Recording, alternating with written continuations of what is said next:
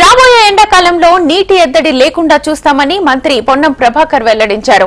కరీంనగర్ జిల్లా చిగురుమామిడి మండలంలోని పలు గ్రామాల్లో 60 లక్షల వ్యయంతో నిర్మించిన 3 నూతన గ్రామ పంచాయతీ భవనాలను మంత్రి ప్రారంభించారు. 9 కోట్ల 10 లక్షల వ్యయంతో పంచాయతీరాజ్ రోడ్లకు శంకుస్థాపన చేశారు. సర్పంచుల పదవీకాలం ముగుస్తుండటంతో వారి హయాంలో నిర్మించిన నూతన గ్రామ పంచాయతీ భవనాలను ప్రారంభించడం జరుగుతుందన్నారు.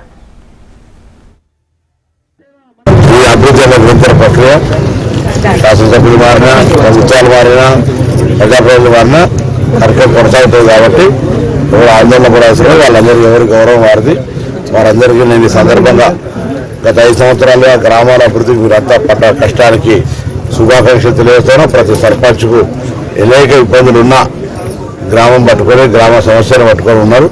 మీ అందరికీ కూడా హృదయపూర్వకంగా అభినందన తెలియజేస్తూ తప్పకుండా రాబోయే కాలంలో కూడా వచ్చే ఎండాకాలం వేసవి కాలంలో ఎక్కడ కూడా త్రాగునీటి సమస్య లేకుండా ఉండాలనేటువంటి ప్రయత్నం చేస్తాం. భూగర్భ జలాలు తగ్గినప్పుడు కూడా అందుకు ప్రజలంతా సహకరించాలి. ఎక్కడ ఇబ్బంది ఉన్నా వెంటనే ప్రభుత్వం దృష్టి తీసుకెళ్లే విధంగా అధికారుల దృష్టి తీసుకెళ్లే విధంగా చర్యలు తీసుకోవాలని సందర్భంగా కోరుతాం.